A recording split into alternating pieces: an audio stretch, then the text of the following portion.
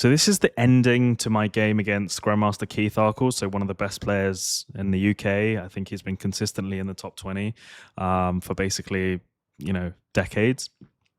Um, and this is where I kind of fought valiantly.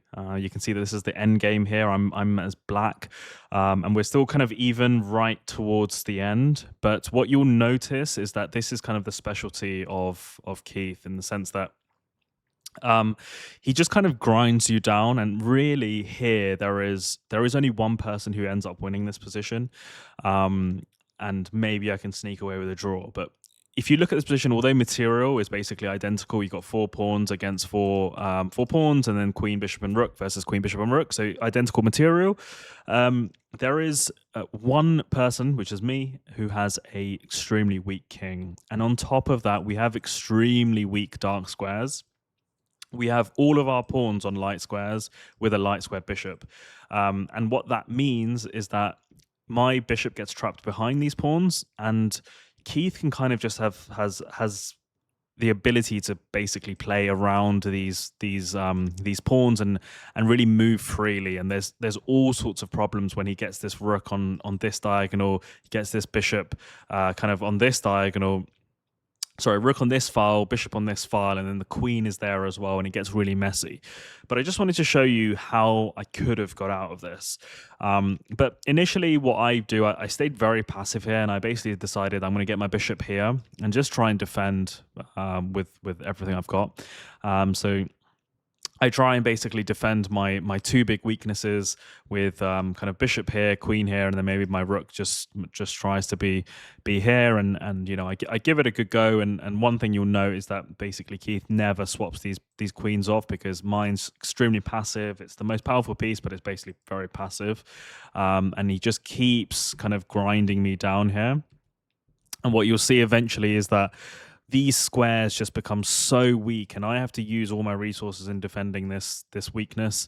And what you'll see is that eventually I just run out of squares, and there's just too many weaknesses here, and eventually there's going to be some checkmating coming, or at least I lose a piece. But instead of that moment when I went really passive here with bishop e8 right here, and trying to go to bishop f7, the one thing I could have done, and that would have probably ended up in a draw if I'd spotted it, is here trying to break this control, which is with e5. So if I played e5 here, suddenly these squares are way less easy to attack. When you get your bishop on this line and it's actually being blockaded, you can't actually make progress anywhere near as quickly.